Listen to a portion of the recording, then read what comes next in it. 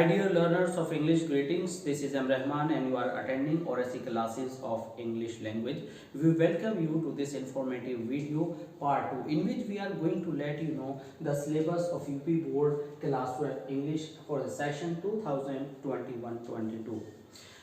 Previous video में जो कि पार्ट 1 था, आपने जाना कि यूपी बोर्ड क्लास 12 का क्वेश्चन पेपर इंग्लिश के लिए किस तरह से आने वाला है। उसमें आपने देखा कि section A, section B, section C और सेक्शन डी में जो वह क्वेश्चन पेपर है बटा हुआ है।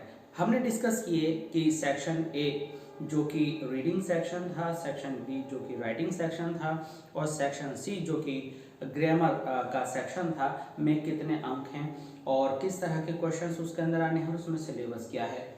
आज हम शुरू करने वाले हैं पार्ट 2 जिसके अंदर हमने केवल सेक्शन डी लिया है और सेक्शन डी जो है वो लिटरेचर के लिए है, जिसके अंदर आपकी 3 बुक्स आती हैं। फ्लेमिंगो जो टेक्स्ट बुक है आपकी, दूसरी पोएट्री है जो फ्लेमिंगो में ही है सेकंड पार्ट के रूप में, और जो विस्टास है वो एक सप्लीमेंट्री रीडर है जिसमें आप स्टोरीज और कुछ मोरल स्ट्रेंथ इंक्रीज करने वाले जो पोर्शन है आपको दिए गए हैं। तो हम यहाँ पर बताएंगे कि आपको क्वेश्चंस किस तरह से आएंगे, कितने वर्ड्स में आएंगे, उसकी स्ट्रेंथ क्या है और कुछ दूसरी ज़रूरी बातें जो कि आपको क्वेश्चंस अटेम्प्ट करने में बहुत ज़्यादा ज़रूरी हैं वो आप सीखेंगे। आप देखेंगे कि आपका जो सेक्शन डी है टोटल 40 मार्क्स के लिए आता है और उस सेक्शन डी में सबसे पहले आता है आपका प्रोज। प्रोज का मतलब है कि नॉन पोएटिक सेक्शन जो कि लिटरेरी फॉर्म में होता है।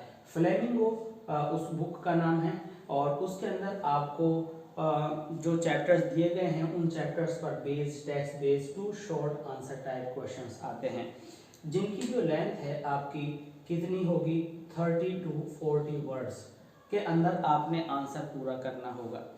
और इसमें हमारा सजेशन यह है कि अगर आप आंसर लिखने में टेक्सचुअल लैंग्वेज का ज़्यादा यूज़ करते हैं तो वो बहुत अच्छा होगा और अच्छी तरह से आंसर्स लिखने के लिए आपको चैप्टर को अच्छे से समझना होगा। और चैप्टर्स के जो लिंक हैं हम इस वीडियो के डिस्क्रिप्शन में आपको दे देंगे और वहाँ से आप इन चैप्टर्स को अच्छे से समझ सकते हैं।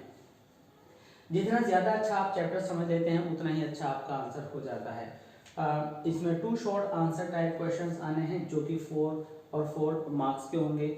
It means 4 each. इस तरह से आपके 8 मार्क्स यहाँ पर बनते हैं। क्वेश्चन नंबर 7 में आपको मिलता है एक लॉन्ग आंसर टाइप क्वेश्चन जिसमें जो आपकी वर्ड्स की लेंथ है वो 125 वर्ड से लेकर के 150 वर्ड यानी 150 वर्ड्स की लिमिट होगी। उसके अंदर आपको लॉन्ग आंसर देना होगा जिसका जो मार्किंग स्कीम होगा वो होगा 7। इस तरह से जो आपकी प्रोज है वह आपको 15 मार्क्स में मिली।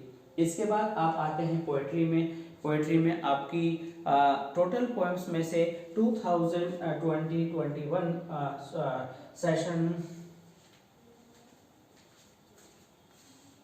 क्वेश्चन नंबर 7 के बाद आता है पोएट्री सेक्शन। अपने आप में ये सेक्शन नहीं है, ये सेक्शन डी के ही अंदर आता है। तो पोएट्री के अंदर आप जानते हैं कि सेशन 2021-22 में जो सिलेबस को 30% घटाया गया है। तो घटाने के बाद जितनी भी आपकी पोएम्स बचती हैं उनमें से आपको एक स्टैंजा मिलेगा। स्टैंजा में आपको कुछ क्वेश्चंस मिलेंगे और वो क्वेश्चन कितने होंगे, वो 3 होंगे। तो 3 very short answer type questions होंगे, ठीक है, based on the given poetry extract. जो स्टैंजा आपको दिया है उसके अंदर आपको क्वेश्चंस मिलने वाले हैं और एक क्वेश्चन जो होगा वो 2 मार्क्स के लिए होगा। 3 क्वेश्चंस आपको आने हैं तो 6 मार्क्स के हो गए। अब इसमें समझने की बात यह है कि जो हमारे क्वेश्चंस हैं वो कितनी तरह के आएंगे, किस किस टाइप के क्वेश्चंस पूछे जा सकते हैं पोएट्री में। तो आपको एक स्टैंजा दिया गया, उसके जो राइमिंग वर्ड्स हैं, राइम कैसे करते हैं आपको स्टैंजा में ये पता रखना है। स्टैंजा के अंदर कौन सी पोएटिक डिवाइस या फिगर ऑफ स्पीच, किस लाइन में कौन कौन सी डिवाइसेस यूज हुई हैं वो आपको पता करना है। आपको हर फ्रेज का और किसी पर्टिकुलर स्पेशल लाइन का मीनिंग जानकर रखना है। आपसे पूछा जा सकता है what do you understand by the following expression या बाय दिस एक्सप्रेशन, तो उस एक्सप्रेशन को आपको याद रखना है। जैसे कि पोएटेस है कमला दास हैं, उनकी पोएम में आया शी स्माइल एंड स्माइल, तो इसको पूछा जा सकता है what do you understand by the expression she smile and smile.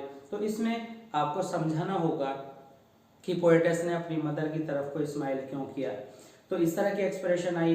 Next type का क्वेश्चन इस तरह का हो सकता है कि जो सरफेस बेस्ड होता है, बिल्कुल जैसा स्टैंजा आगे चल रहा है, सपोज कीजिए आपकी पोएम है अ थिंग ऑफ ब्यूटी, उसके अंदर पूछ लिया गया आपसे जो डिस्क्रिप्शन था उसमें से कि अ थिंग ऑफ ब्यूटी इस वर्ल्ड के अंदर कौन कौन सी हो सकती हैं, तो आप डैफोडिल्स वगैरह के नाम लिखेंगे। तो इस तरह के आपको क्वेश्चंस वहाँ पर देखने को मिलते हैं।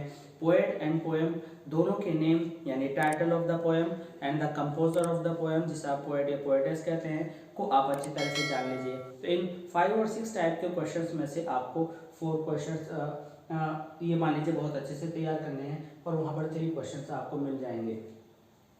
बोर्ड ये भी सजेस्ट करता है कि आपको कुछ जो पोएटिक डिवाइसेस हैं, ठीक है, या फिगर्स ऑफ स्पीच है, उनको अच्छे से तैयार कर लेना है। उनमें simile, metaphor, personification, oxymoron, apostrophe, hyperbole and onomatopoeia, particularly figures of speech है।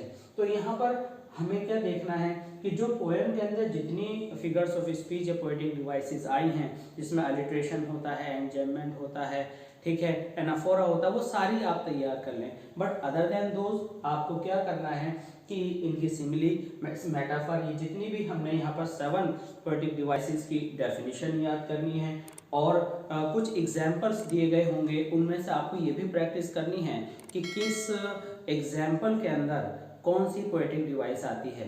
तो प्रैक्टिस आपको इस तरह से करनी है।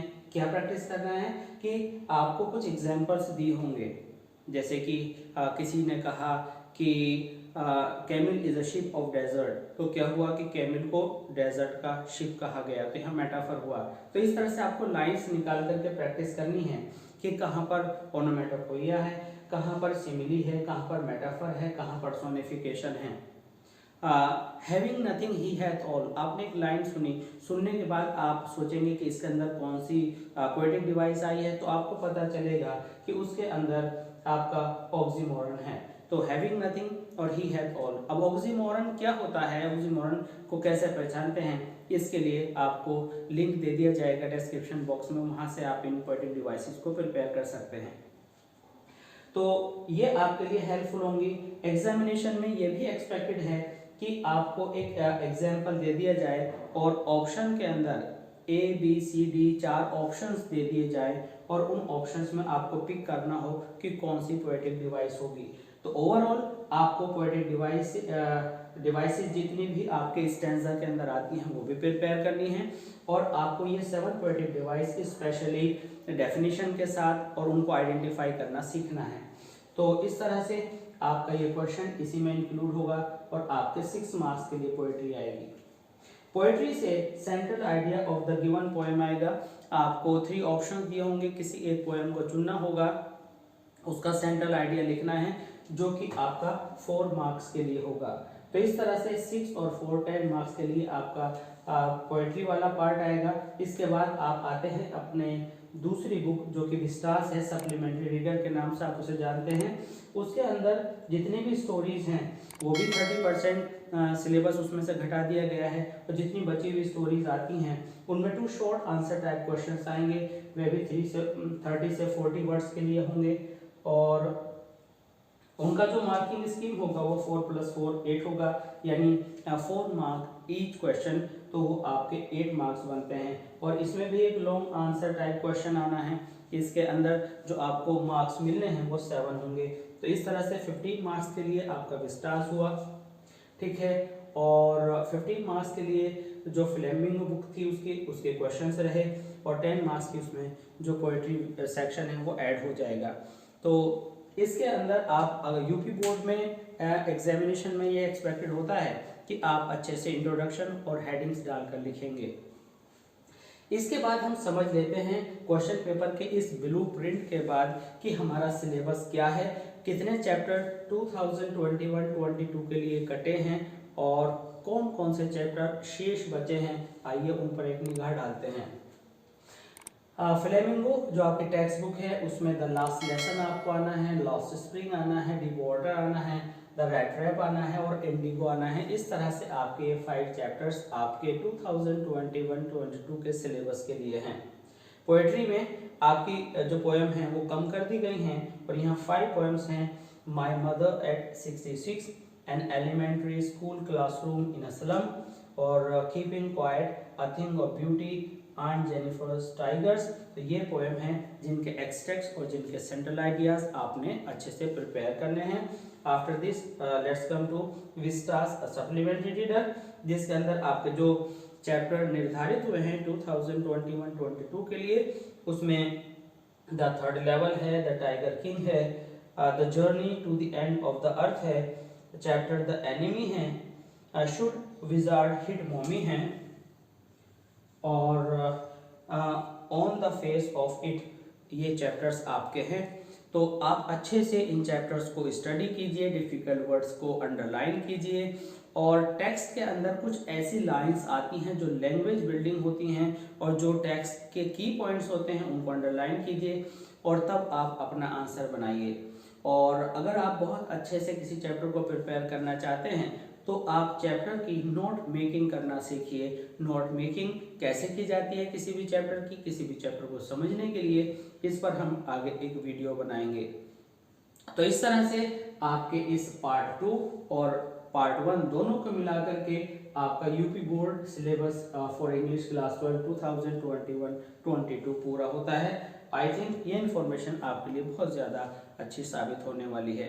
तो इस तरह की सारी बातें जानने के लिए, अपने सिलेबस को पूरा करने के लिए, वोकैबुलरी अच्छी करने के लिए और इंग्लिश के हर एस्पेक्ट, हर पहलू से जुड़े रहने के लिए आप सब्सक्राइब कीजिए अगर आपने नहीं किया है हमारे चैनल को, और जो है oracy classes of English language.